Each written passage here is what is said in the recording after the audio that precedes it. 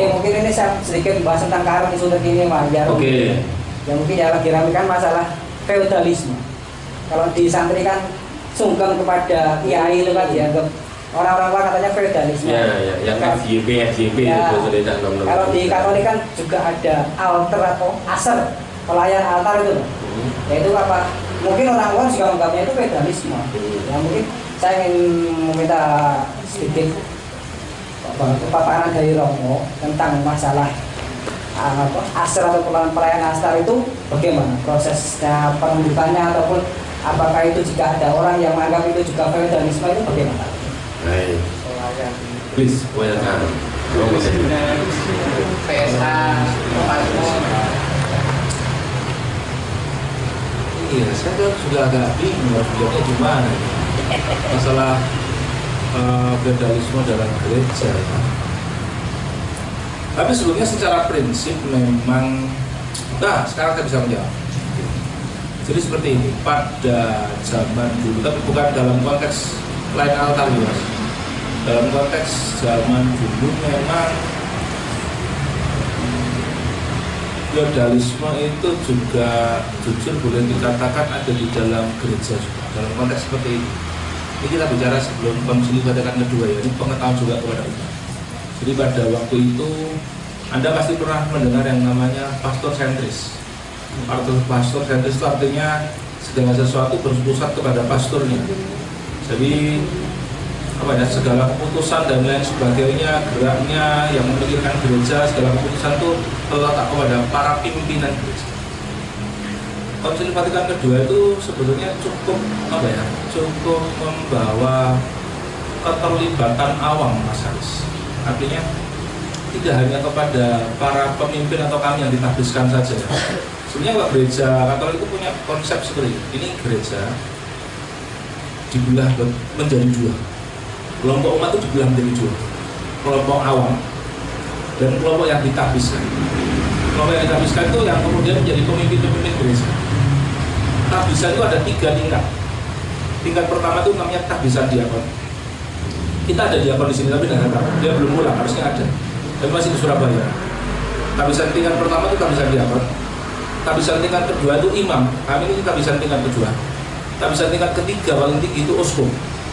Oke. Loh, paus gimana Romo Paus? Paus itu adalah uskup. Jangan salah. Tidak ada tahbisan paus, tidak ada.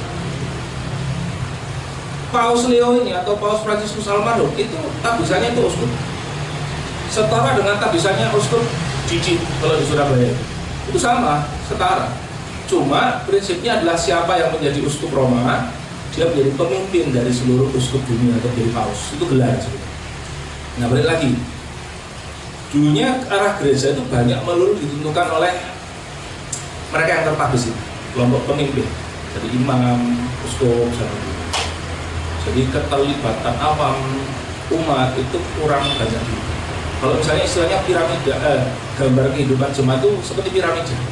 Jadi paling atas ini uskup, imam, seperti itu. Diakon itu sebetulnya hanya status sementara untuk kemudian menjadi imam atau uskup.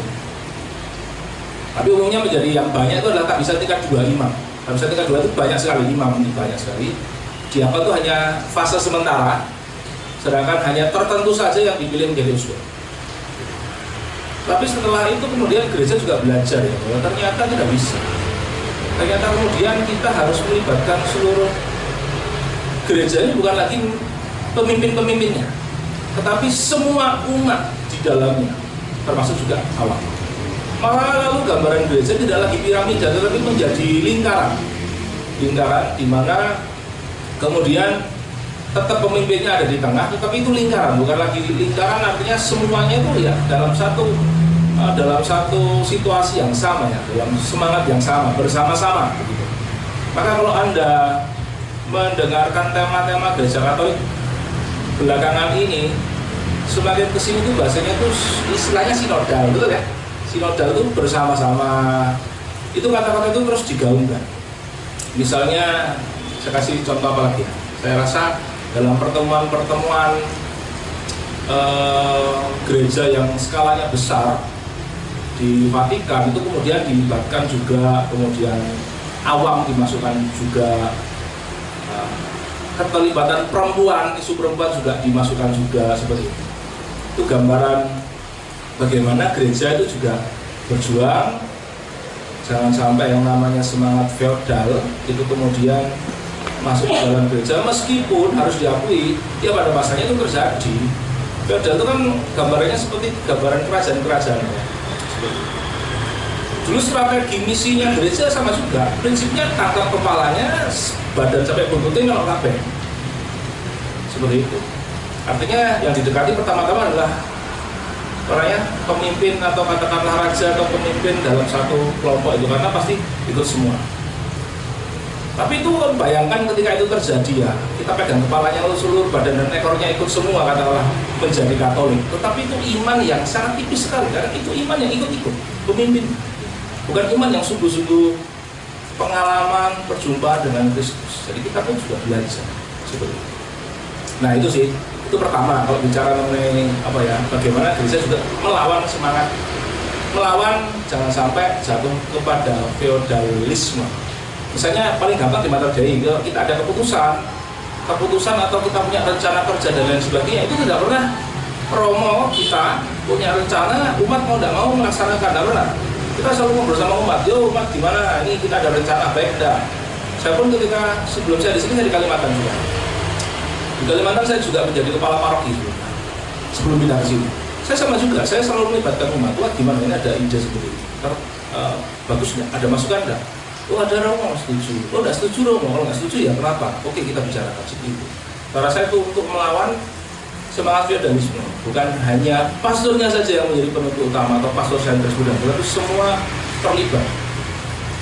Kedua, kalau berbicara mengenai petugas altar, kalau saya tidak tahu ya perasaan bagaimana, tapi saya rasa petugas altar itu atau yang berkarya di seputar altar, yang mau itu lektor, pemasmur, misdinar, bahkan asisten imam, itu memang sungguh lebih kepada pelayanan sebenarnya. Bukan kemudian siapa yang berlomba-lomba atau ini menjadi apa ya, menjadi kesempatan untuk menunjukkan diri sebagai pemimpin, dan juga saya rasa sekarang memang malah kita ini kadang-kadang setengah mati mau cari yang bertugas membantu melayani itu setengah mati, bukannya menjadi ajang untuk apa ya, wah ini mau kabur maju dan lain sebagainya. Jadi itu yang saya sampaikan seperti itu. Mengenai juga yang terakhir adalah isu yang terjadi sekarang yang sedang menimpa teman-teman yang di pesantren dengan semangat feodalnya. Saya tidak bisa banyak berbicara ya, karena itu punya kultur dan semangat yang saya yakin itu khas begitu. Tapi saya kasih contoh saja. Kami punya tradisi kalau berjumpa dengan Bapak Uskup itu harus mencium cincin. Itu sebenarnya tradisi gereja sudah sangat lama sekali. Dan bahkan kalau bicara tradisinya, kita mencium cincin harus berlutut. Itu tanda bahwa kita menghormati beliau sebagai gembala utama di keuskupan. Atau kita mau dilihat sebagai feodalisme atau ketundukan atau apa? Nggak tahu juga. Tapi kalau saya ketemu Bapak Uskup, saya cium cincinnya. Karena saya percaya bahwa itu adalah bentuk kepatuhan dan ketaatan. Karena Anda tahu sendiri bagaimana dalam gereja Katolik kita sistemnya satu komando. Mereka yang tidak taat itu tidak bisa, itu dianggap sebagai sebuah sebagai sebuah ketidaktaatan, dan itu sesuatu yang kita memang dididik seperti itu, harus taat. Saya pun sama sebagai Bapak Uskup, sebagai imam saya ini pembantunya Bapak Uskup. Jadi Bapak Uskup suruh apa siap Bapak Uskup. Jadi kalau saya ketemu, Anda perhatikan saja, saya selalu cium cincin Bapak Uskup, karena itu tradisi gereja. Tapi saya itu juga tidak terlalu dipahami umat juga. Bahkan antara para imam juga tidak juga. Karena itu bukan tidak, itu ada tradisi tapi tidak sangat ditonjolkan sekarang. Itu sebenarnya gambaran kepatuhan ya. Kalau seorang imam sudah patuh dan taat ya itu sudah cukup sebenarnya. Tapi itu adalah simbol. Sekian dan terima gaji. Terima kasih. Jadi simbol kepatuhan seperti itu Mas Ari.